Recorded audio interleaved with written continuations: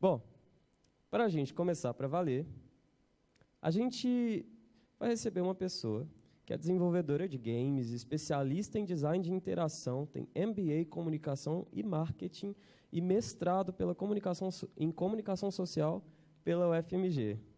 Pesquisa o público LGBTQ+, há 5 anos e nos últimos 3 anos trabalha diariamente criando games que representem as diferenças. Eu fiquei super curioso quando eu vi o anúncio e é com muito prazer, com muita honra, que a gente recebe aqui Victoria Invicta.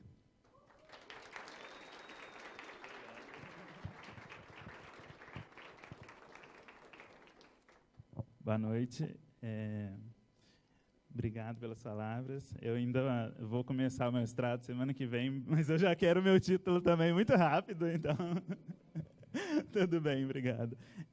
Rapidamente, então, como eu tenho muita coisa para falar, até esse raciocínio que eu desenvolvi até hoje, nessa perspectiva de design, atravessa muita coisa, então eu vou falar muito rápido, e aí, se vocês tiverem dúvida, perguntam, me mandem e-mail, enfim.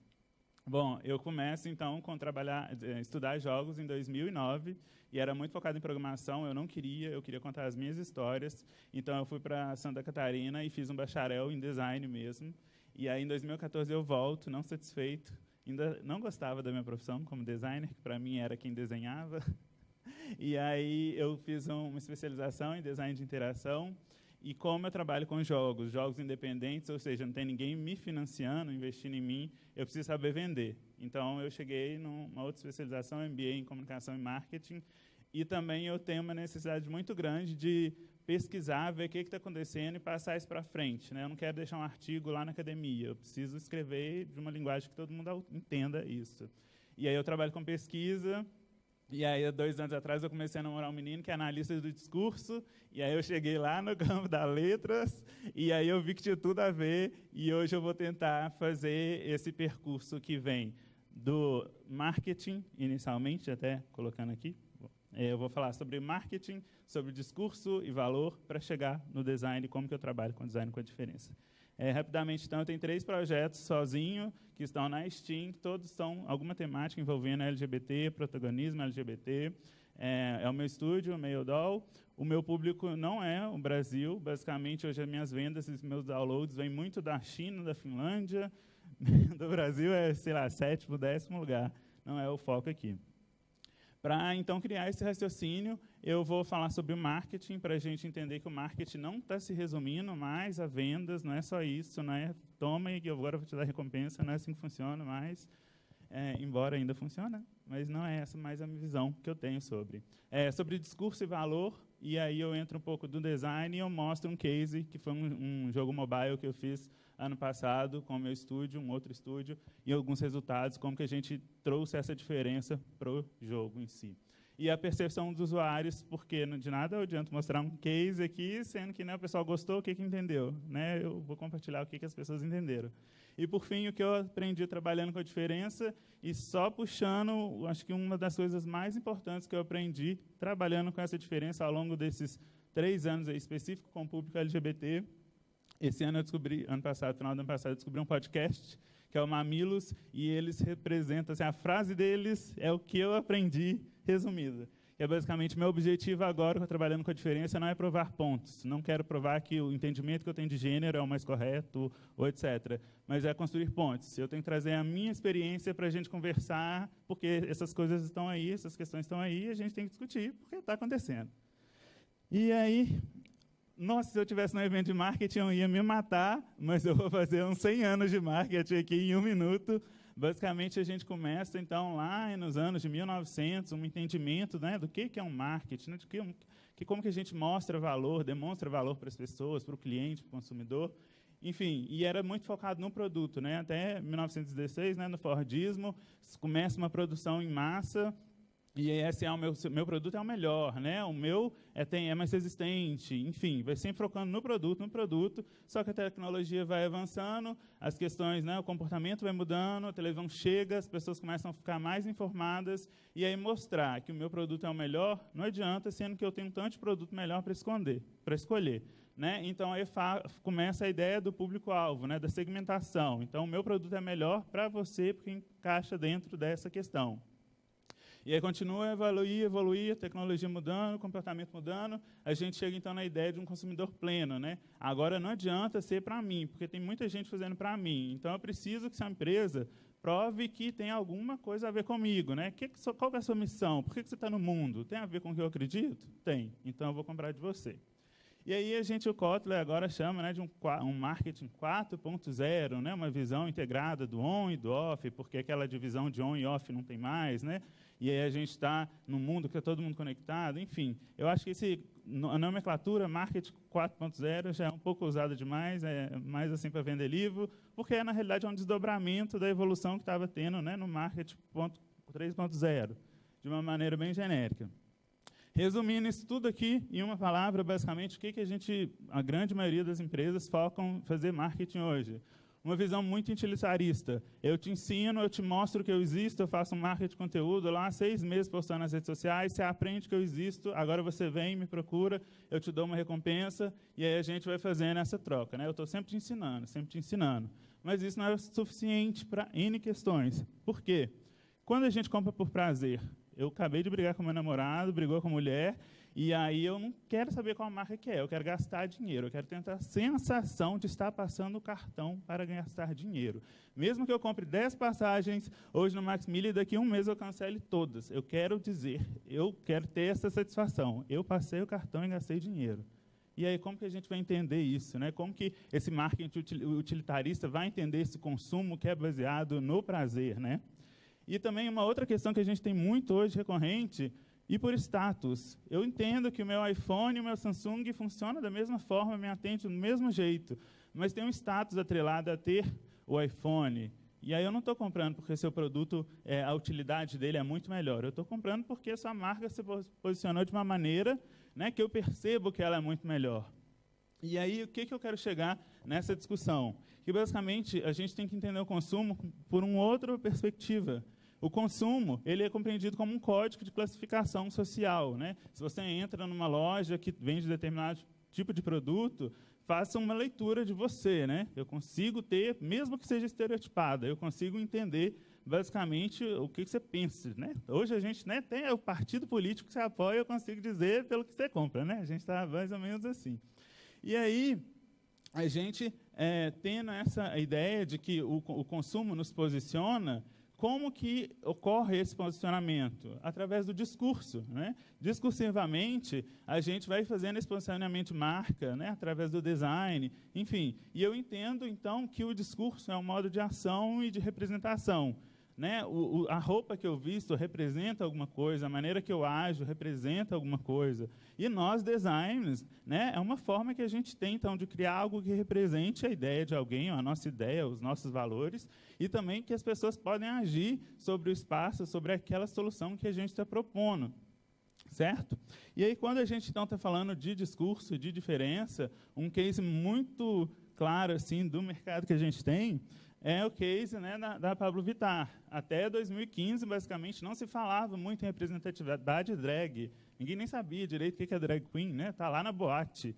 E aí a Pablo Vittar lança uma música com o Diplo, né, produzida pelo Diplo, e aí estoura, e aí o mercado fala aí, peraí, um homem que se veste de mulher, que coloca peruca, leva uma multidão, gera uma grana pra caramba, agora a gente tem que pegar isso aqui e falar, porque isso dá dinheiro. Então, quando a gente está falando de representatividade, de trazer essa questão, né, da diferença, a gente tem que entender que é um conceito capitalista. Né? Eu encher de personagem gay no meu jogo, de mulheres empoderadas, não significa que essas mulheres, esses gays, estão, né, no dia a dia tendo algum melhora social, política, econômica. Não significa isso. Né? É uma ideia ainda, né, até da questão do público-alvo. Né? Eu vendo algum personagem que pareça com você, que tem uma experiência, né? E aí, onde que eu chego, né, nessa questão toda? Cadê o design? Falei, né, com a boca seca. E onde que chega o design? Eu vejo hoje como o design está entre esse meio. Né? A gente tem os valores que o nosso público, que a gente pesquisa, que a gente identifica, e nós temos, né, o discurso, que as instituições, né, vão nos reiterando repetidamente, falando que aquilo existe, que aquilo é certo, que aquilo é certo, que aquilo é errado. Então, basicamente, quando eu estou pensando em criar alguma solução, alguma coisa do tipo, eu vou pegar um discurso, mesmo que eu não tenha consciência do discurso que eu estou carregando no meu design, não tenho nem mínima noção do que significa, e eu vou pegar os valores, tentar pegar os valores daquela pessoa e, né, colocar num produto, toma, agora você paga por isso, porque está tudo em um pacote só. Só que aí aqui é uma crítica que eu vou fazer à questão que a gente tem da empatia. Né? Fala-se muito, você tem que ser empático, né? Pensar no que seu cliente, o que seu consumidor está fazendo. Mas a empatia é uma coisa muito subjetiva, né? Depende da sua sensibilidade, depende da sua visão de mundo. E aí, normalmente, a gente é muito empático se a pessoa tem valores que se pareçam com a gente. Né? Um case meu, que eu passei essa semana, eu estou desenvolvendo agora jogo adulto com conteúdo gay. Né? Então, tem cenas de sexo no meio do jogo. E aí, um cara postou, de outro país, do Canadá, sei lá, postou assim, nossa, você podia colocar uma cena de um monstro molestando um menino, né? Aí eu falei assim, tá, mas no meu entendimento, né, dependendo da cena, não vai ser estupro, não vai ser alguma coisa? Ele não entende isso. Mas isso é valor para ele. Isso é alguma coisa que ele está disposto a pagar. Né? E eu, como eu no mercado, como que eu vou fazer? Porque a minha cultura dele é totalmente diferente da minha. Como que eu vou ser empático o suficiente para entender o que aquilo significa? Porque eu achava que jogo adulto era uma pornografia só. E aí eu comecei a pesquisar e vi gente falando assim, cara, obrigado por criar esse personagem. Fazia tempo que eu não me sentia feliz com alguém. E aí, se a pessoa tem uma vida frustrada e vê a oportunidade de um personagem que eu criei, um escape, algum valor ali, como que eu vou fazer? Então, a gente fala muito de empatia, mas né, a empatia ainda está no nosso crivo ali, né, até onde eu sou empático o suficiente. E aí, basicamente, eu vou trazer o case, entrando no design mais especificamente, o case do Drag Quiz, que foi um jogo mobile que a gente fez. E aí, só antes de entrar, considerações muito importantes, para não entrar nessa discussão de gênero nem nada. Drag queen, eu estar vestido assim, né, em alguma coisa mais diferente, porque eu não pareço, né, uma mulher, não estou com cabelo, não estou com peito, nem nada disso. Mas drag queen não tem nada a ver com orientação sexual ou identidade de gênero, gay, hétero, qualquer pessoa pode fazer drag queen. Drag queen é uma arte, né, que vem do transformismo, pode ser entendido como transformismo. E é brincar com possibilidade. Cosplay é um tipo de drag, mas né, representa um personagem que já existe. O palhaço é um tipo de drag, mas por ser uma representação masculina feita por um homem, né, não tem tanto problema. Né? Agora, um homem que se veste de mulher, aí já tem outras questões a serem discutidas. Né? Então, basicamente, é uma arte que a gente pode ser quem a gente quiser ser, e não tem nada errado nisso. Né? Experimentar outras coisas. E aí, o que é esse projeto, então, que é o Drag Quiz? Ele é um quiz, basicamente, de perguntas e respostas. Eu até tenho aqui.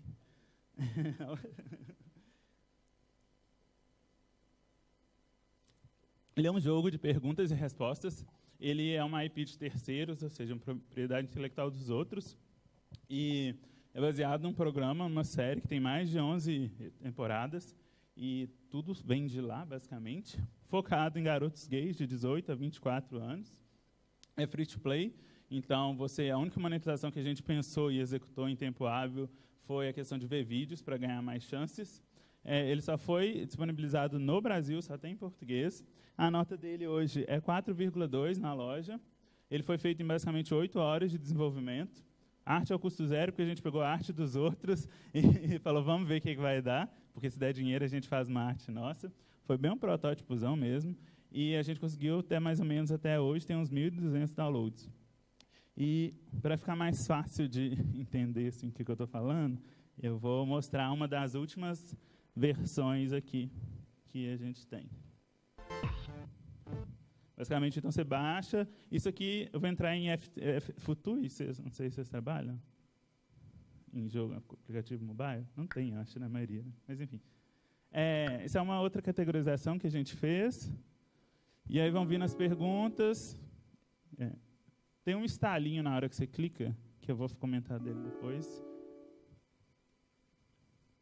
Todas as perguntas vêm do próprio programa. Você tem um tempo ali em cima e um contador de respostas do outro lado. E aí você tem uma opção de pular, que a gente implementou bem depois, porque as pessoas estavam tendo muita dificuldade em conseguir algumas perguntas específicas. Esse barulho também é importante. E aí a linguagem, que é o ponto principal que a gente trabalha, Mana, você acertou 4 de tantas questões. E aí o All Stars, não é ranking que a gente usa, é All Stars, porque no programa as melhores se chamam All Stars.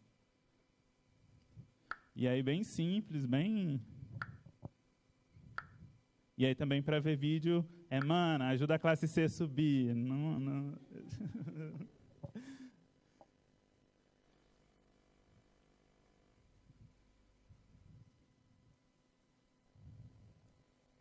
Então, pegando lá do livrinho, né, do Urso Polar, lá, aqueles 3 conceitos, né, contexto, usuário e conteúdo.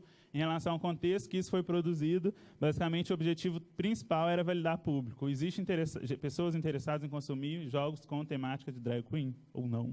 E se existe, o que elas acham desse produto que a gente apresentou? Sem gastar dinheiro, sem nada. Não tinha investimento.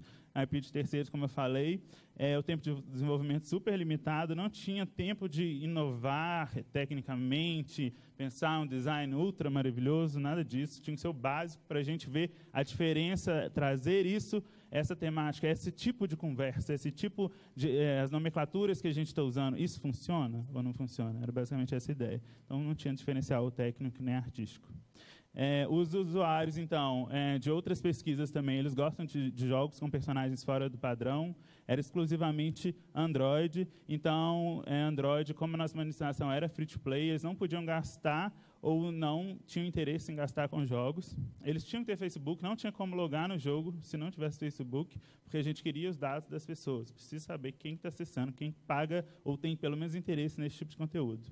Só brasileiros gostam de competição, porque isso foi uma percepção que eu tive, e aqui eu esqueci de falar um ponto muito importante, que essa questão da netnografia, eu tenho que apontar, mas a netnografia é muito importante, porque ao invés de ser empático com pessoas que gostam de drag, que entendem de drag, eu falei, não, eu quero ver como que elas conversam, como que elas trabalham no dia a dia. Então, eu entrei em umas 10 comunidades do Facebook, ficava acompanhando diariamente todas as discussões, problematizações, e aí o que eu achava interessante, que tinha a ver com o meu produto, eu usava o meu save do Facebook, pegava, isso aqui tem sentido, vai para o meu processo.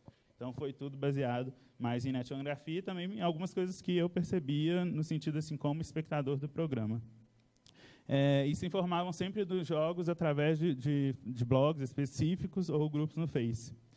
E o conteúdo, então, aí que entra na parte, como eu não tinha um diferencial técnico, não tinha artista, né, basicamente um diferencial de arte muito grande, eu tinha que focar em alguma coisa, eu tinha que trazer a ideia para essas pessoas que elas estão conversando com alguém que entende elas, que conversam com elas. Então, toda a linguagem do meu jogo é feita para quem entende gírias gays ou para quem entende o programa. Tudo. E isso não pode se resumir só numa linguagem. Os efeitos sonoros, a música, tudo tem que fazer algum sentido, mesmo que elas não compreendam. Eu, pelo menos, tenho que partir do entendimento que aquilo pode ter algum sentido para ela.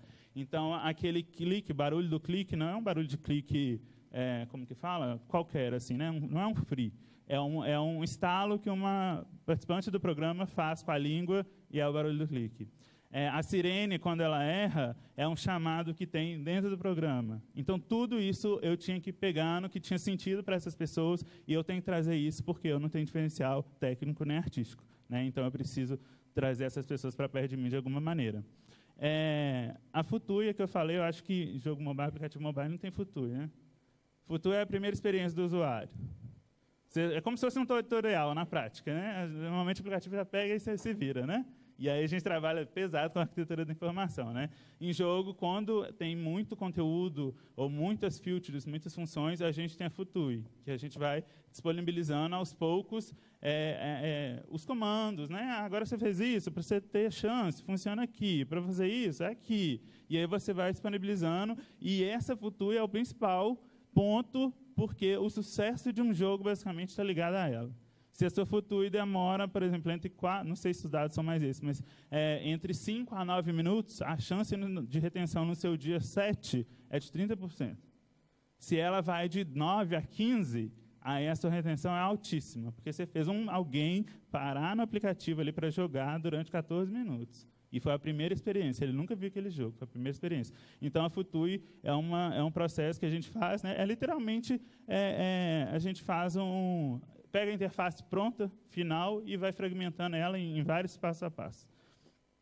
Poucos agrupamentos, então o ranking as informações de ranking, essas coisas estão dentro da tag, né, All Stars. Poucas informações na tela, é um jogo muito simples e muito focado nisso, né, na linguagem gay e drag queen.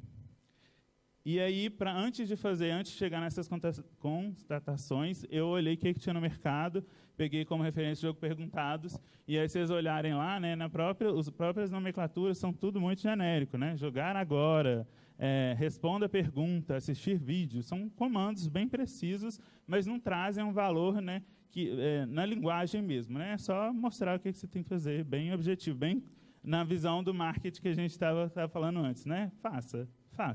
Não tem nenhum ativa nada ali do espectador. E basicamente, eu vou mostrar aqui um pouquinho dessa Futuri aqui, para você ficar mais claro. E aí, trabalhando a questão da linguagem, então, que só para as professoras de RuPaul's Drag Race. Já na cara, assim, ó, você tem que saber. Porque eu achava assim, tem tanta problematização, tem tanta discussão no grupo, que só quem entende isso aqui que vai jogar isso aqui. E aí, a ideia, então, da Futuri. Você tem as chances, não tem ranking, porque você não fez uma pontuação, então não aparece um ranking para a pessoa entrar, porque primeiro você tem que jogar e saber o que está acontecendo. E aí pega Rai, que é uma expressão também do jogo. Tudo que está amarelo vem do jogo, tá, gente? E aí você está preparada, clica em novo jogo. Aqui talvez possa ser desnecessário, porque são muito poucas informações na tela, né? Então é meio intuitivo assim o que já vai fazer. Mas como o meu ponto lá é que não tem diferencial técnico nem artístico, eu preciso trazer de alguma forma. E aí vem a pergunta, né? Surge um pop-upzinho ali embaixo explicando contexto. Vem o gameplay sendo acontecendo, sem interferência alguma. E aí vem mana, usa-se muito mana, é muito repetido isso. E aí, depois que você teve essa primeira experiência, perdeu, acabou suas chances, aí vem o ranking All Stars, né? Se você quer, aí eu já ainda instigo a pessoa, ainda provoco. Se você quer conhecer as verdadeiras queens do mundo, quem realmente sabe, confira o ranking, que é a seção All Stars. Aí, né, se você quiser mais chance, ajuda essa pobre drag queen desenvolvedora de games. E na outra, né, se você quer ganhar mais uma chance, ajuda a classe C a subir. Então, é literalmente um produto para a própria comunidade. É uma piada interna, digamos assim, entre a própria comunidade. Convide as manas para jogar. Bye. E aí a ideia do ranking. A mana quer assistir. Sim, girl, que esse girl errado mesmo é do programa. E algumas questões, né, do grupo. Esse grupo ainda, esse link aí funciona até hoje, que a gente fez uma comunidade até, acho que tem umas 70, 80 pessoas já, por causa desse link aí.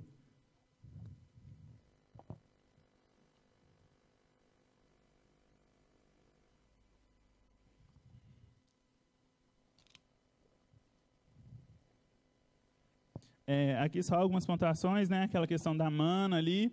E aí, o que a gente percebeu? As perguntas vinham em um bloco muito grande.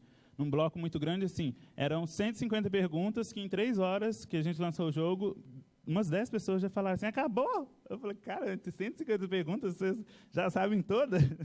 Aí eu comecei a fazer perguntas muito específicas, tipo assim, qual que é o nome verdadeiro da drag e tal? E aí o pessoal começou... literalmente assim, não sei. E aí perdi e ficava muito frustrado. Então, eu tive que fazer um novo agrupamento de informações, de perguntas, e distribuir em blocos. Então, até mesmo numa perspectiva de desenvolvimento, né, de game design mesmo do jogo.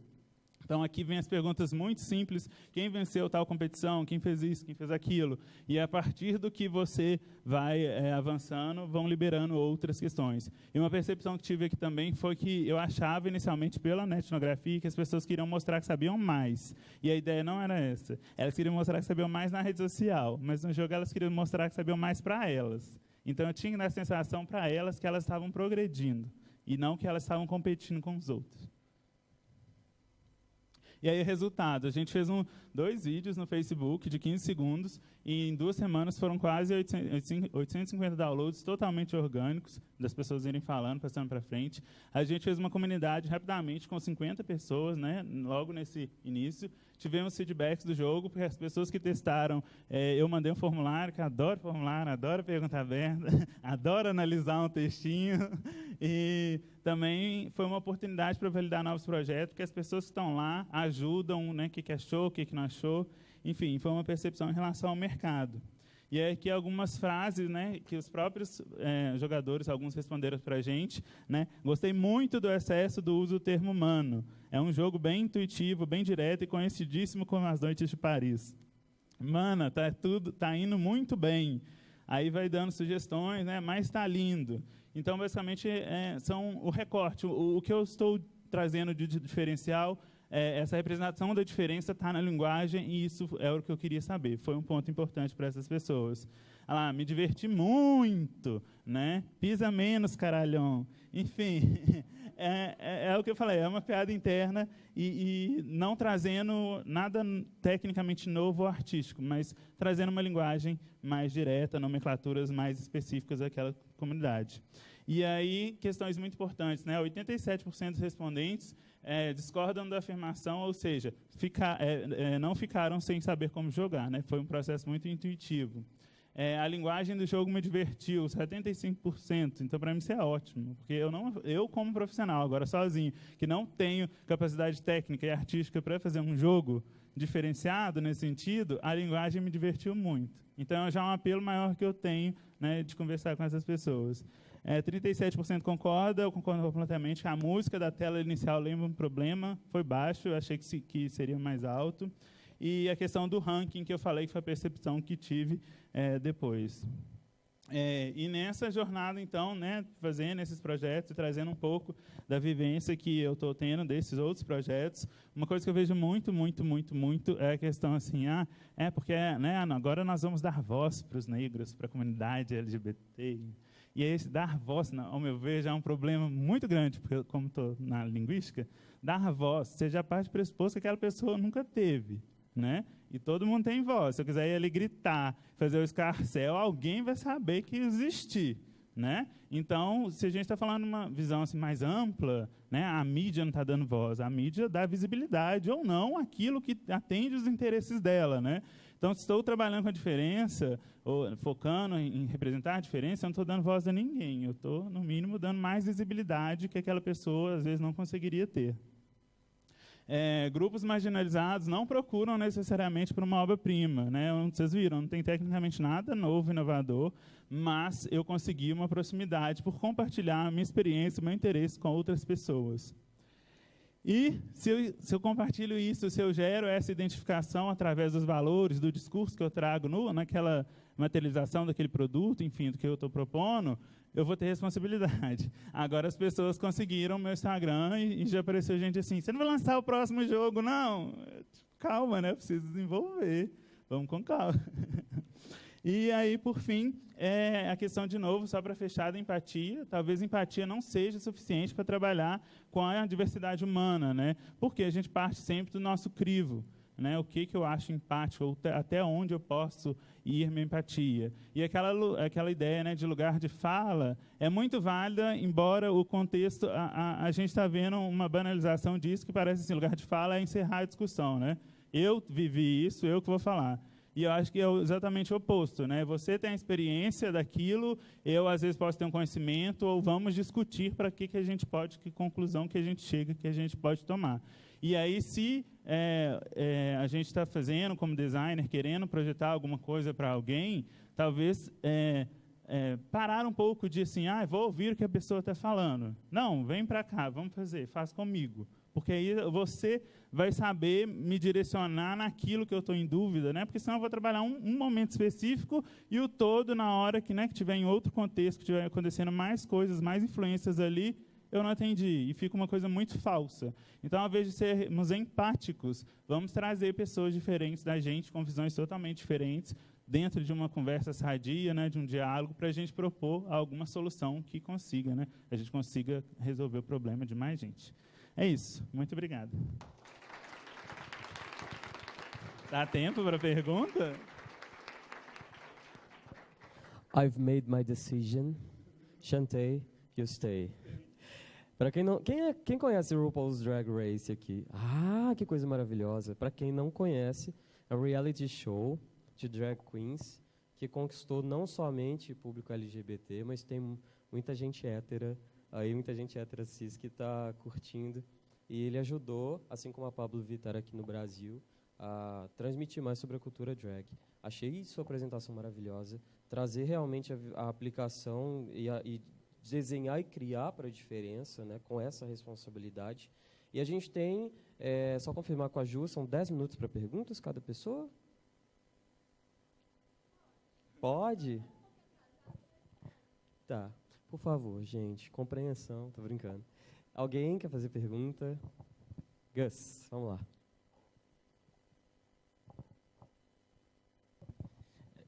Você fez um jogo bem de nicho para pessoas que eram fãs do programa.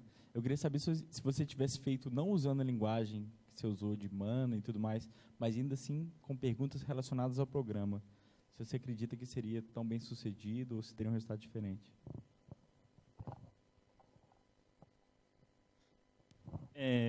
Eu acho que não, porque essa experiência, principalmente trabalhando com o público brasileiro, me fez chegar a uma conclusão.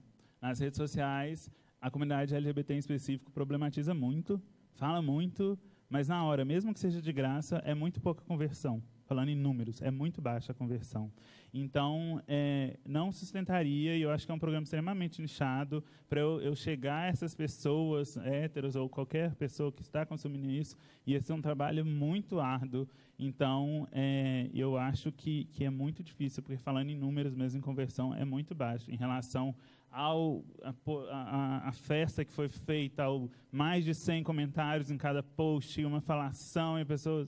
Então, eu acho que a conversão é muito baixa. Então, hoje eu optei por trabalhar temas mais genéricos, mesmo que em alguns momentos, né, eu dou uma pincelada de alguma coisa assim mais específica, mas que tragam essa visão LGBT. Inclusive, o Kit Kat, que foi o outro jogo que eu fiz, ele é o RuPaul's Drag Race versão gatos.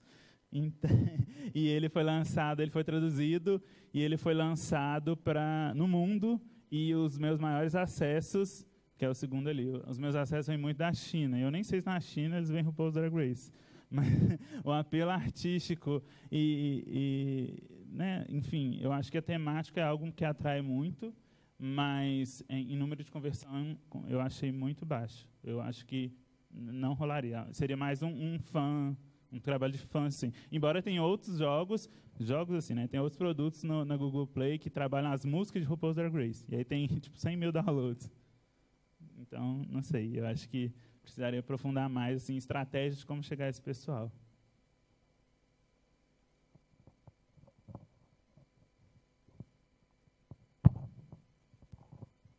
Parabéns pelo trabalho, muito legal.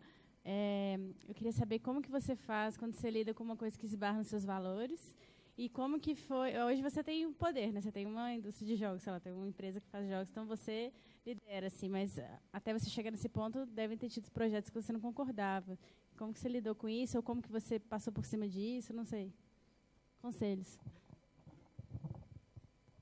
Nossa, então, essa questão, desde que eu comecei a trabalhar com diferente, eu sempre tive muita certeza, assim, mesmo sem fundamentação, que para eu entrar no mercado, eu precisava ser diferente.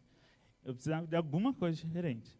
E aí eu meio que fui estudando mais e fui desconstruindo. Então, hoje, por exemplo, essa questão do sexo. Na hora que eu falei para o artista que fez aquele jogo ali, segundo jogo ali, olha, eu vou trabalhar com jogos contendo sexo. Você desenha? Ah, mas aí depende, né? Não sei o que eu vou fazer, né? O que você quer? Aí eu falei, um cara transando com o outro. Ah, mas ele está gostando ou ele está achando ruim? Tipo assim, é estupro ou não é? Não, ele está gostando. Aí eu falei, eu pensei nessa cena aqui, que tem um monstro, tipo, o menino perdeu, o game over é o monstro, né, enfiando várias coisas na pessoa. E aí, o que você acha disso? Isso eu não desenho. Então, eu, particularmente, eu tenho menos problema, porque, né, são culturas diferentes, é claro que o meu crivo, né, se eu não achar, não vai passar. Mas, assim, eu estou muito mais aberto a testar as coisas. Agora, a equipe que eu trabalho, as pessoas que estão junto comigo, aí entra em outro departamento, porque é muita desconstrução, é muito, sabe, Não, tipo, pensar muito diferente. E eu já estou desenvolvendo isso muito, porque eu sei que se eu quiser ganhar dinheiro, eu não tenho conteúdo, técnica artística, né, técnica mesmo, então eu tenho que ser diferente, eu tenho que chamar a atenção de alguma maneira. Então eu desenvolvi isso, mas assim, em relação às pessoas que trabalham comigo, é muito complicado. No entanto, que essa cena desse monstro, eu tive que falar assim, tá, eu vou ter que achar outro caminho, porque não vou ter artista para fazer.